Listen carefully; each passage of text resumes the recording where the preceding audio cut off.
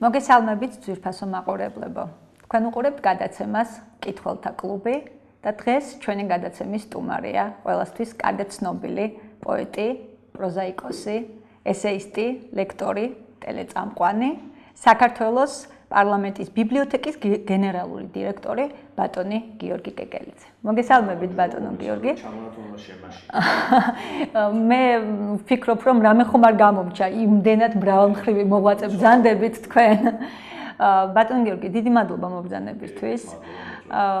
მივესალმებით ჩვენს აუდიტორიას, ჩვენს ახალგაზრდა სტუდენტებს, გამორჩეულად საინტერესო და ნიჭიერ ადამიანებს, რომლებიც გელოდნენ და დიდი სურვილი აქვთ თქვენთან საუბრის. ბატონო გიორგი, დღეს ჩვენ უნდა ვისაუბროთ ყოველთვის საყვარელ მწერალზე, მარკ ტვენზე და მის ერთ-ერთ ნაწარმოებზე, ჰეკლბერი ფინის თავგადასავალზე. გულწრფელად მინდა გითხრათ, რომ ამ გადაწყვეტილებამ ძალიან გამახარა. გამახარა იმიტომ, რომ ეს ნაწარმოები და კონკრეტულად სხვა ნაწარმოებები, თქვა ტომ სოიერის თავგადასავალი, ძალიან დიდი ხნის წინ ჩემს ბავშვობაში დავტოვე. და დღეს მომიწევს თქვენთან ერთად, თქვა ამ მწერლის გახსენება. აქვე მინდა გითხრათ ისიც, რომ როგორც ყველა მოზარდი მეც 9-10 წლის ასაკში დავიწყე ტომ სოიერის თავგადასავლის კითხვა და მარკ ტვენის სხვა ნაწარმოებებიც მოყვა შემდგომ ამას. და როდესაც ვიხსენებ ამ მწერალს, ყოველთვის პირველი მოდის ტომი და მისი თავგადასავლები.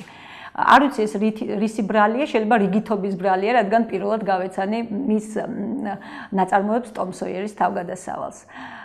მე ძალიან მაინტერესებს თქვენ რომელი ნაწარმოებით ეზიარეთ ამ მწერალს და რატომ შეაჩერეთ დღეს ყურადღება ჰეკლბერი ფინის თავგადასავალზე. მოგესალმებით, მადლობა მოწვევისთვის. მეც რა თქმა უნდა ესე როგორც თქვენ და ალბათ ბევრი ჩვენგანი პირველად მარკ ტვენის ტექსტებს ამ შემთხვევაში მარკ ტვენის ტექსტები შევაღე ტომ სოიერის თავგადასავლით, თუმცა ბუნებრივია შემდეგ უკვე მას მოყვა დანარჩენი ნაწარმოებებიც, რომელიც იყო თარგმნილი თავის დროზე ქართულ ენაზე, მაგრამ ამავდროულად ისიც უნდა ვთქვათ, რომ მარკ ტვენის ესეთი სქელტანიანი წიგნები და მარკ ტვენის ნოველები და პუბლიკაციები თვითსუპრივად განსხვავდება ერთმანეთისგან, ისევე როგორც უშუალო და ამ რომანებში განსხვავდება ერთმანეთისგან, მაგალითად ჰეკლბერი ფინის თავგადასავალი და ტომ სოიერის თავგადასავალი იქნება ეს თუ უფლისწული და მათხოვარი.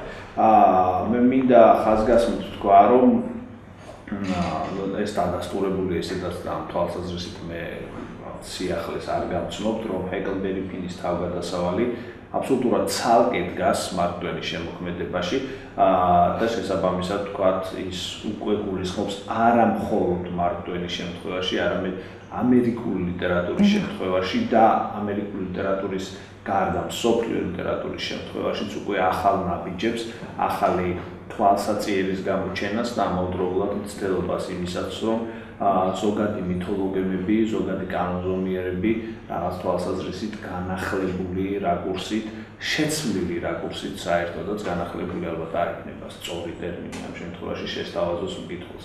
ტომ სოიერი ეს არის კლასიკური ევროპული ტიპის ტექსტი, ევროპული ტიპის სათავგადასავლო რომანი, ჩემთვისაც ძალიან საყვარელი. მეც ბევრჯერ ვიბრუნები რა ამ ტექსტს, მთელი თავისი პერსონაჟები, მთელი თავისი დრამატიზმით და იგრძნობა კარგად, რომ მარკ ტვენი არის დიდი მწერალი. მაგრამ ის რომ მარკ ტვენი არის ეპოქალური ავტორი, დადასტურდა უშუალოდ ჰეკლბერი ფინში ტექსტში, რომელიც უკვე საკუთრივ ამერიკულია. ანუ ჩვენ ხშირად გვსმენიას მოსაზრებების სადიბადება ამერიკულ ლიტერატურას, ზოგი ამბობს, რომ ამერიკული ლიტერატურა იბადება ჯეიმს ფენიმორ კუპერთან, ზოგი ამბობს, რომ იბადება ჰერმან მევილთან, ზოგი ამბობს, რომ შეიძლება ამის ნიშნები ჩანდეს მაგალითად ედგარ ალან პოსთან. თუმცა ალბათ ყველაზე უფრო ზუსტი ადგილი, სადაც ჩვენ შეიძლება ამერიკული ლიტერატურის დაბადება შევნიშნოთ, ეს არის მარკ ტვენის ჰეკლბერი ფინი, ნაწარმოები, რომელიც ერთი მხრივ ამსხრევს იმ ტრადიციას, რასაც მას თავაზობს მისივე წინამორბედი და სხვა შორის პერსონაჟები იცით, რომ მეორდება, გულისხმობ ტომ სოიერს და მეორე მხრივ ახალ მოდელს გვთავაზობს.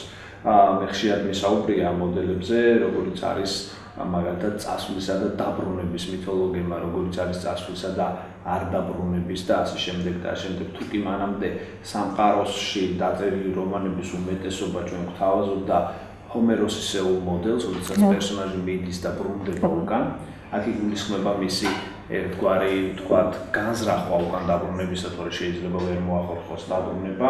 ეგ პირველ შემთხვევაში ჩვენ გვაქვს პერსონაჟი, რომლის ალბათ ყველაზე უფრო კარგი სახელდება აბსოლუტურად სხვა ნოველაში ედვარდ ჰეილმა, ნოველის სათაურში მოგცა ის არ ლაპარაკობს ხადია ეგბერიპინზე, არ საუბრობს თქვათ აი ამ ბატალიებზე, არ არის ეს განმარტებითი ტიპის ტექსტი, ცალკე ტექსტია, მაგრამ ალბათ ყველაზე უფრო კარგად მოუხდებოდა ეგბერიპინის განმარტებას ამ შემთხვევაში აი ნოველის სათაური, ანუ უსამშობლო კაცი.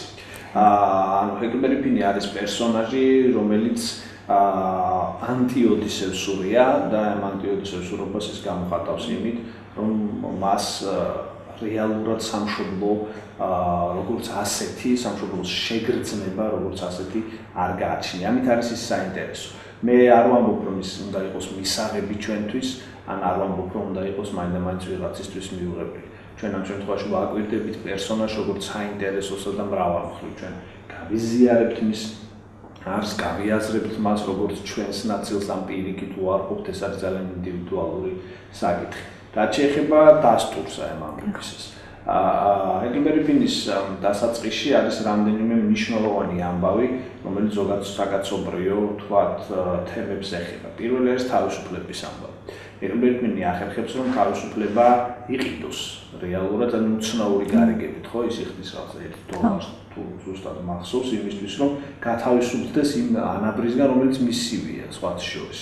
ანუ საკუთარ თქვათ დანაზოგს, უბრალოდ იმას რითაც ის მიმული იყო საკუთარ ქალაქზე, ტოვებს სწორედ ამ $1 ანაზღუდ, ეს იყო კომპენსაცია, რომელიც მას უნდა გადაეხადოს, უნდა მიეტოვებინა ეს ყველაფერი. ანუ თავისუფლების ყიდვის ეს მოდელი, თან ეს უცნაური ყიდვის მოდელი, როდესაც შენ თმობ ამ ყიდვის სანაცვლოდ თქვა რაღაც ტიპის ქონებას, უკვე არის ერთგვარი ინტრიგა იმისა, რომ ეგბერიპინის შემთხვევაში ჩვენ არ გვაქვს ჩვეულებრივ პერსონაჟთან საქმე, რომელიც რაღაც ტიპის კანონზომიერებებს ექვემდებარება. მეორე და ყველაზე უფრო მნიშვნელოვანი ამბავი, რაც ხდება ეგბერიპინში ამ თვალსაზრისით, არის ერთგვარი გააზრება, ალუზია ბიბლიისა, ბიბლიური სცენისა და შეიძლება ვთქვათ ერთი დაუპირობებელი შეხედვით, არც მე და არც სხვა დანარჩენ ადამიანებს არ შეექმნას ეს წარმოდგენა, როდესაც ეგბერიპინი გარბის მოიხსენებათ გათავისუფლებულ თეატრში მონა ჯიმისთან ერთად, მაშინ მოულოდნელად თქვათ სერიოზული წვიმა წამოვა, ადიდება ეს მდინარე და რამდენიმე სახლს მოგლეჭს და მათ შორის ხეებსაც და ამ შემდეგ და ამ შემდეგ მოკლედ წარღვნის ერთგვარი მინი სიმულაცია არის და ამ დროს ჯიმი დაინახავს, რომ ერთ-ერთი სახლი მოდის, რომელიც ამ შემთხვევაში აი ამ წვიმის გამო არის მოგლეჭილი, აქ შეიძლება ჩვენ გაგვახსენდეს ასე ალუზიურად ძალიან ცნობილი ფრაზა, ხო, ვაჟა-შაველადან მოგლიჯა თუ გიგოთი ხო და უცხოეთის ჭამელში სიზმარს და ცნობილს, რომელიც გულისხმობს რაღაცის სერიოზულის დასასრულს. ასევე არის ეს სახლი ლიბოთი, საზრგლიანად მოგლეჯილი, მოაქვს აი ამ წყალს. ჯიმი შევა ამ სახლში და ნახავს ეგბერიპინის მამას. ონამს მე ეტყვის ეგბერიპინს, რომ ეს მამამისი იყო. მანამდე ეტყვის, რომ მოდი შემოყვალ, შემოიხედა აი ამ სახლში, იმიტომ რომ ძიმე სურათი. აი ამ ყველაფრის გათამაშება არის ესეთი manifesturi თუ შეიძლება ასე ითქვას დასტური იმისა, რომ მარტვერმა გადაწყვიტა გაეთამაშებინა წარღვნა, რომელთაც დაასრულებდა ძველ სამყაროს და შემოგთავაზებდა ახალს.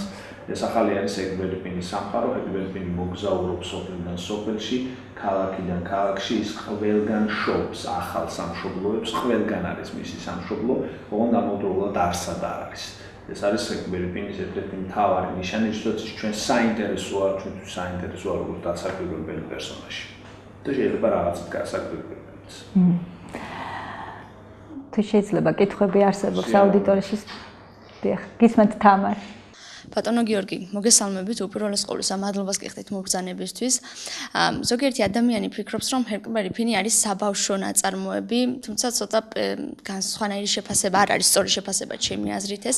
თქვენ საუბარში ახლახანსაც აღნიშნეთ და მარკ ტვენის აღნიშნავს ზანგი მონა ჯიმი, ერთ-ერთი მთავარი პერსონაჟი. ეს ჩვენ ყველამ კარგად ვიცით, რომ არის რასობრივი დისკრიმინაციის, ასე ვთქვათ, ერთ-ერთი გამოძახილი. მარკ ტვენი თქვენი აზრით შემთხვევით აღნიშნავს ამ დისკრიმინაციულ ფორმას, ანუ ზანგი, რომელსაც ჩვენ დღეს აღარ ვიყენებთ ძირითადად საზოგადოება, რადგან ანუ შემდეგ გვახსოვს ჩვენს ამერიკის ისტორიაში აპარტეიდი, რასობრივი დისკრიმინაციის ფორმები, ეს ხომ არ არის რაღაც კრიტიკული რეალიზმის ერთ-ერთი გამოძახილი, საიდანაც იწყება ამერიკული. მარკ ტვენი იყო ნამდვილად ჰუმანისტი ავტორი, მადლობა კითხვისთვის. უბრალოდ მარკ ტვენის დროს პოლიტკორექტულობის ის ფორმები, რომლებიც ჩვენ ახლა გვაქვს, ბუნებრივია, არ გამოიყენებოდა.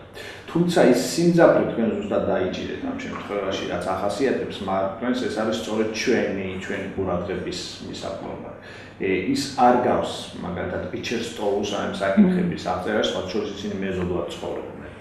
ხედავთ იმისა, რომ პიჩერ სტოული ასაკეთებს იყო, მაგრამ შეიძინა მის ახლოს სახლი მას ჰქონდა რაღაც მიდრეკილებები, მიმართულებით, რომ ამ პრობლემას ერთგვარად თქვათ თვითონაც უტრიალებდა და რეალურად თქვათ მე მგონია რომ ეს პრობლემა მათ შორის არის ცენტრალური ცხადია ჰერკლბერი ფინის თავგადასავალში, ოღონდ არა უმთავრესი. ის თანამდები ამბავია ამ რომანისა, მაგრამ არა უმნიშვნელო, იმიტომ რომ მოგეხსენებათ რომ ჯიმის ამბები ბოლომდე გაცდებს, თქვათ ხო, შემდეგ უკვე ტომ სოიერის დეიდის სახლში იქნება ეს ყველაფერი, ხო?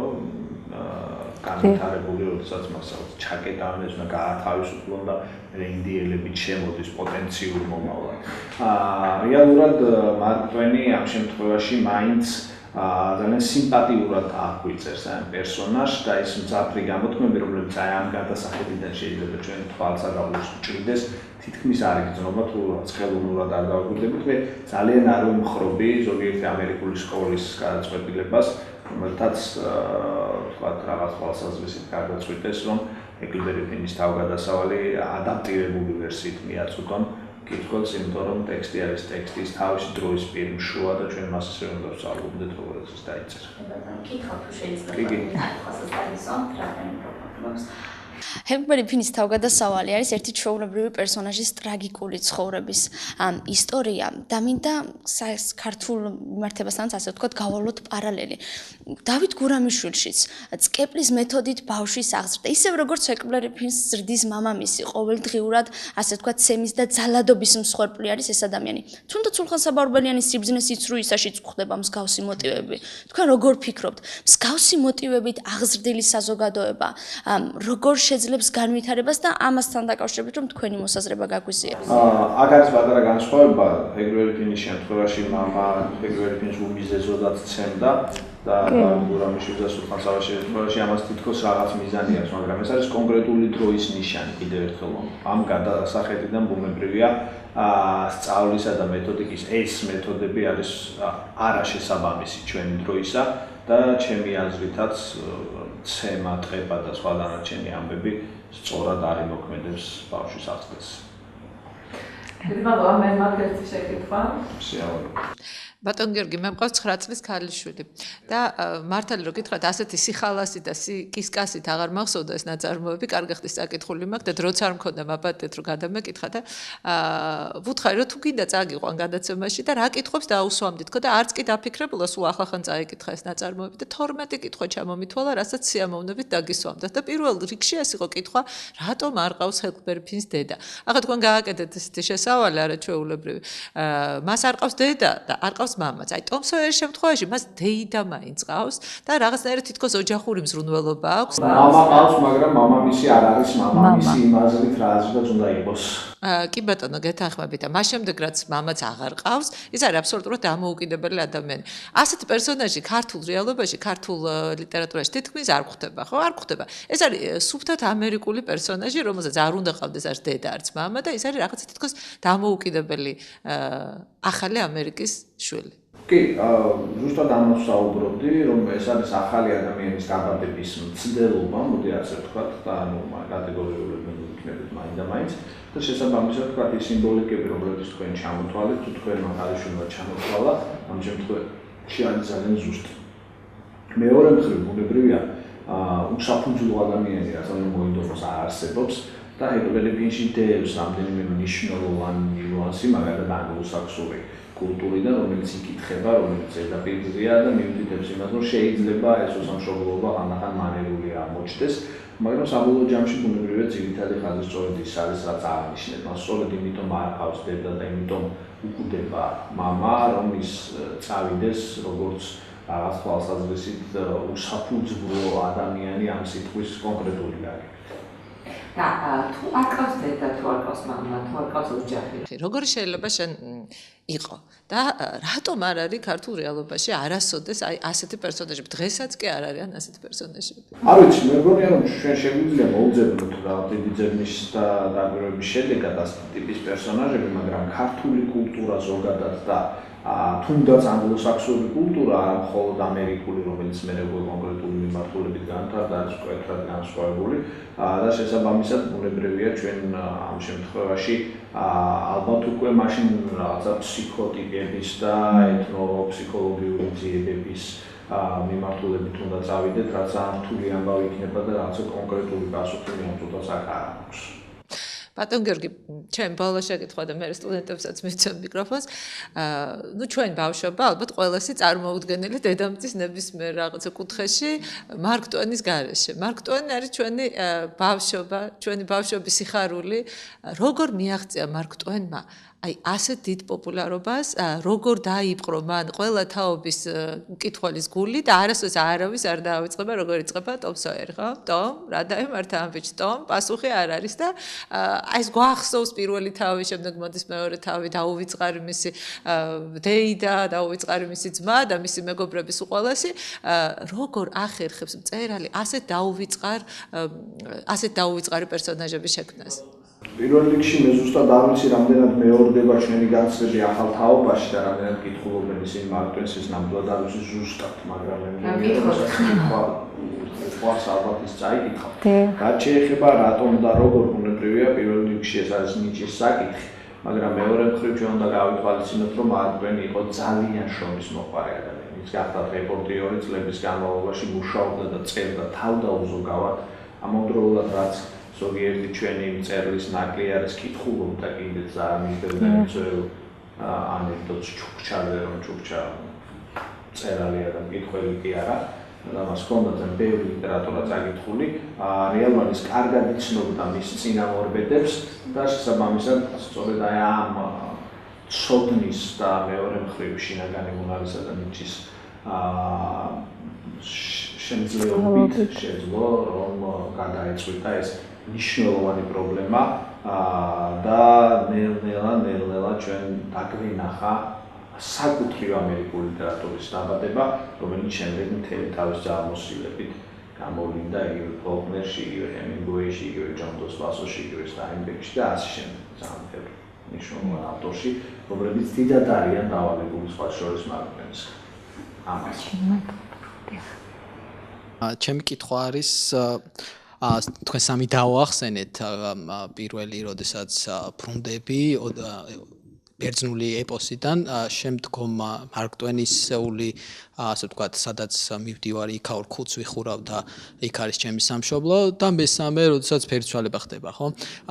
როგორ ვფიქრობ, სკეპტიკური არ არის მარკ ტვენისეული აღქმა ქართული გადმოსახედიდან, იმიტომ რომ ჩვენ ვიცით გველის პერანგი მაგალითად, როდესაც გაბრუნებს რაღაც, მოკლედ ასე ვთქვათ, თქვენ თვითონ ახსენეთ, როდესაც თუ გინდა ბედნიერი იყო, ერთ-ერთ ლექციაზე მახსოვს, თუ გინდა ბედნიერი იყო, მაშინ იქ მეხსიერების დროა. ჰემინგუეის სიტყვები არის. ხო, და სწორედ აქედან მაინტერესებს, არ არის სკეპტიკური ნაწარმოები, ანუ უმეხსიეროა ჰეკლბერი-ფინი არ აქვს მეხსიერება. იცით რა, ჰეკლბერი-ფინს აქვს მეხსიერება, საკუთარი თავის, უბრალოდ ჰეკლბერი-ფინის მეხსიერება არ არის იმდენად მძაფრი, რომ მან განაპირობოს მისი უკან დაბრუნების სურვილი. თქვენ თუ გაახსენდებათ ამ ნაწარმოების დასრულება, იქაც კი არ არის საუბარი, მიუხედავად იმისა, რომ რაღაც პრობლემები გადაიჭრა, რაც იმ კონკრეტულ შემთხვევაში იქა, ხო, გაათავისუფლეს ჭიმი და შემდეგ.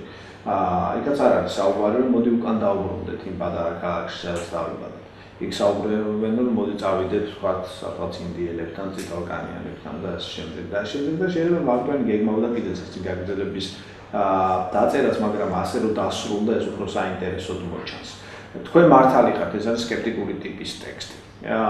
მიუხედავად იმისა, რომ პერსონაჟი იწვევს სიმპათიას, ზოგადად როგორც ვთქვათ, ესეთი ცალკე აღებული ფიგურა, მეორე მხრივ ჩვენ ვხედავთ ძალიან კარგად, რომ აქ ბედნიერებისთვის მაინც ადგილი არ არის. და შესაბამისად ვთქვათ, ბევრი კითხვის ნიშანიც გვიჩნდება, მათ შორის ისეთი, როგორც ამ შემთხვევაში თქვენ დასვით.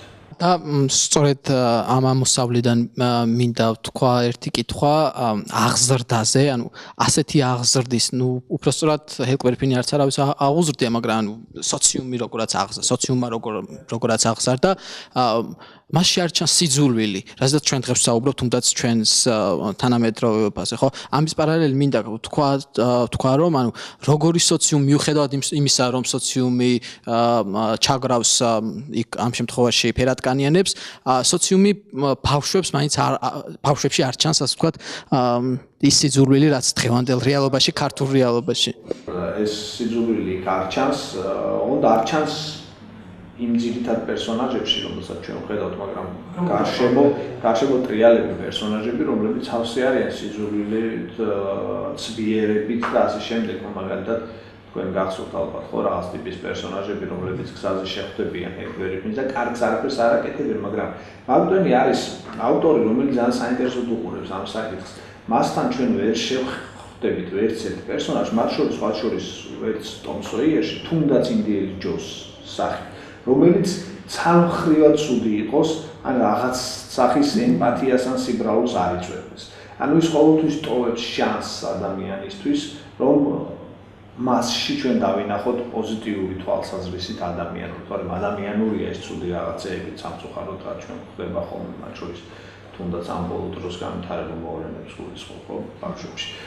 შესაბამისად ის გაცილებით უფრო ემპათიური არის თავისი ძირითადი პერსონაჟების მიმართ და მაქსიმალურად ცდილობს რომ აარიდოს ის ძირითადი ვთქვათ ოროტებანი რაც შეიძლება ადამიანს ახასიათებდეს, თუმცა ხა ძალიან ისეთი სტერილური გაგებით ესეთი ხუთოსანი ბრჭყალებში არც ჰელკბერიფინი არ არის, ხომ? რაღაცა ტიპის ცოდვები, რაც ჩვენ შეგვიძლია ცოდვება ჩავთვალოთ სამოქალაქო თვალსაზრისითაც, არა მაინც რელიგიური, მას ადვილად შეგვიძლია ჩაიდინოს, ხო, რაღაცა მოატყუოს, რაღაცას მოპაროს და ეს შემდეგ მომდიდრე.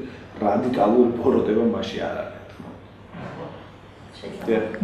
ახლა ვუყურებდი ტელევიზორს და გამახსენდა ილიას 180 წლისადმი მიზღვნილი ეუბნე სულ ახლახანს იყო და ასეთი კითხვა დამებადა.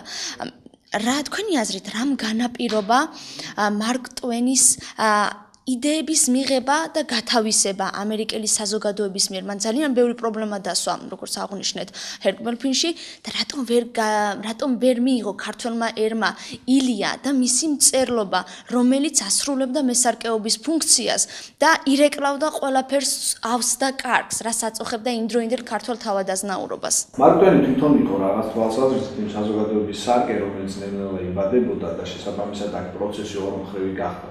რაც შეეხება ილია ჭავჭავაძეს, ცხადია ჩვენ ილია ჭავჭავაძეს ძალიან ბევრი პრობლემა შეუქმენ ცხოვრებაშივე და თქვენ ალბათ მოიხსენებათ რა სირთულეებით სავსე იყო მისი ყოველდღიურობაც კი დაწყებული მის ჩამოსვლიდან საქართველოში გულისხმობ პეტერბურგიდან ჩამოსვლას და მამათა და შვილთა ბრძოლას. მე უკვე საკუთარ თქვათ ესეთი დავყოთ სამ ძირითად ეტაპად საკუთარ თაობასთან ბრძოლას და ეს არ იყო ნაკლები სიმძაფრის ომი და შემდეგ უკვე მომავალ თაობასთან ბრძოლას, რომელიც ყოველგვარ საზღვარს გადაცდა მომავალი თაობის მხრიდან, ანუ მესამე დასელების მხრიდან, როდესაც ადამიანს აბრალებდნენ ყველაფერს ისი დაბრალებად შეიძლება. ეს შეიძლება დადასტურებით ვთქვათ, რომ არის ყველაზე უფრო დასანანი და ცუდი სენი ჩვენი საზოგადოებისა, რომ ან ვერ შევნიშნოთ ჩვენთვის მნიშვნელოვანი ადამიანები, ან თუ შევნიშნოთ, თქვათ, კარგი დღე არ გავაქციოთ მას.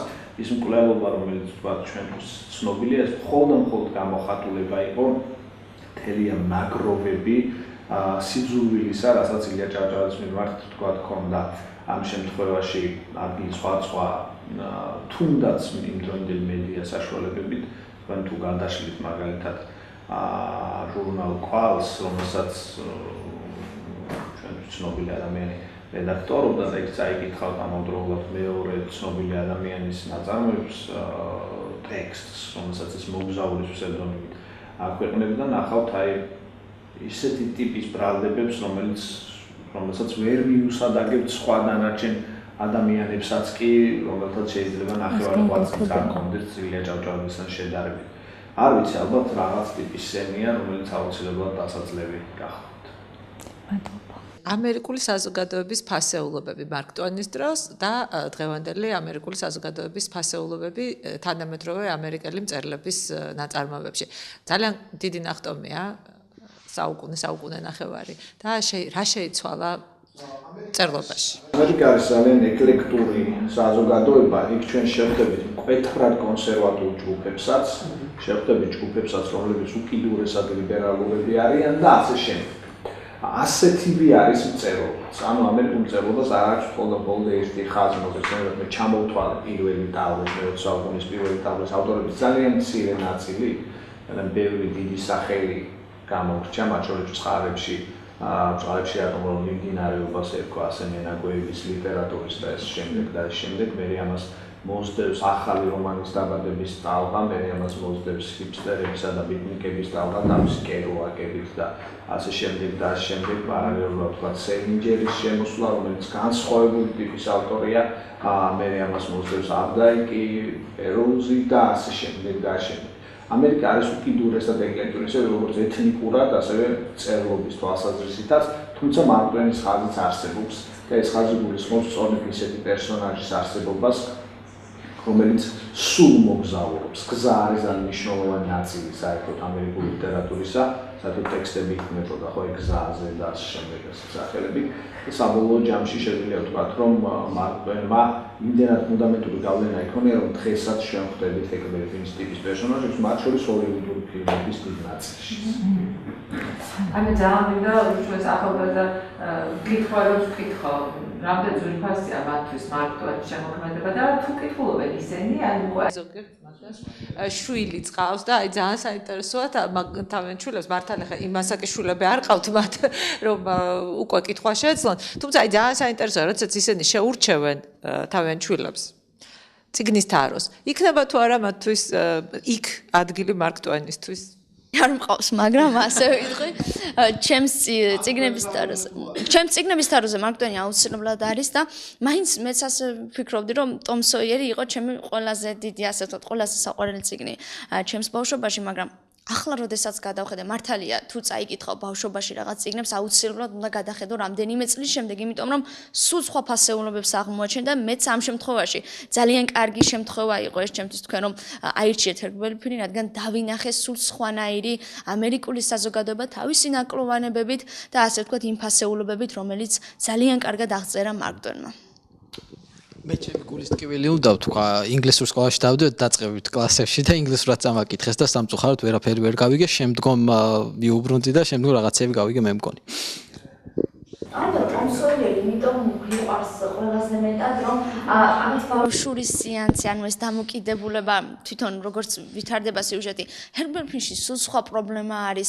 იმაზე ბევრად დიდი პრობლემები, რომელიც 9-10 წლის ბავშვს ფიქრობ გაუჭირდება. ხაზწერა სხვათა შორის ბევრჯერ ჩადო უჯრაში, მე მიუბრუნდა და ეს შემდგომაზე არის ფანტასტიკური წიგნი თვითონ მარკ ტვენზე, ბიოგრაფიული, ასევე არის გამოცემული ქართულად ცნობილ ადამიანთა ბიოგრაფიებში და თუ ვინმე მასაც გარდაშლის არ უნდა დაგვაუწყდეს, მე მგონი, ჰარიეტ ბიჩერ სტოულს გაგრძელება რეალიზმის არის, უბრალოდ უფრო კარგად შეფერდა. მოდერნისტული აზრით არის უკვე დანახული ეს პრობლემები, მათ შორის რაც არის ბიჩერ სტოული გვაჩვენებდა თავის ფანტასტიკურ ტექსტში, ვიცი თომას კოფი, რომელიც ფუნდამენტურად მნიშვნელოვანი აღმოჩნდა, მიუხედავად იმისა, რომ მას პირდაპირ პასუხი არ ქონია, მაშინ ამერიკული საზოგადოების მხრიდან ხისიე შეიძლება კანონმდებლობის თვალსაზრისით ქონდა რაღაც პასუხი, მაგრამ გააზრების თვალსაზრისით, იმიტომ რომ რასობრივი პრობლემები დღესაც კი არის ამერიკის შეერთებულ შტატებში და 20-30 წლის წინ ძალიან სერიოზულად იყო, ხო, მაინც ერთ-ერთი გადამწყვეტი როლი ითამაშა. კონკრეტულად ჩემ შემთხვევაში, როდესაც მე 11 წლის გოგონა მყავს და 2 წლის წინ მთხოვე მას, რომ წაეკითხა ტომ სოიერის თავგადასავალი.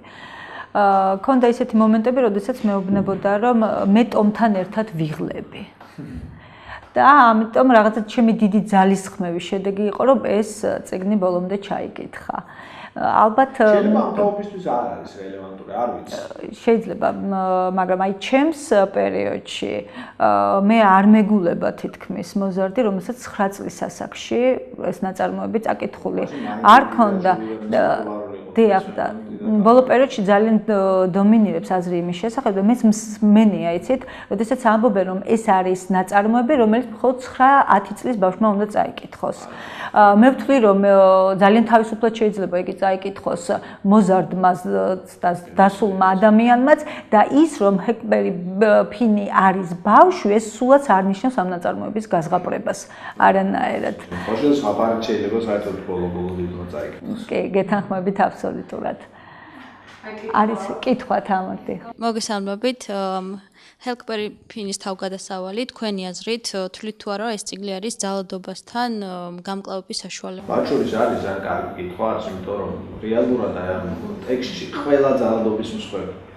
მათ შორის თუ გახსოვთ ისეთი ტიპის საზოგადოებები, რომელიც უბრალოდ რაღაცა გოთიკური ტიპის შთაბეჭდილებას ტოვებენ, რამდენიმე ოჯახში აღმოჩნდება, რომელიც ძალიან არ გავს თუნდაც იმ დროისთვის დამახასიათებელ საზოგადოებებს, რომ პატარა ბავშვი რო არის გარდაცვლილი და კუდრის ტუჩა, გოგო და ასე შემდეგ და შემდეგ.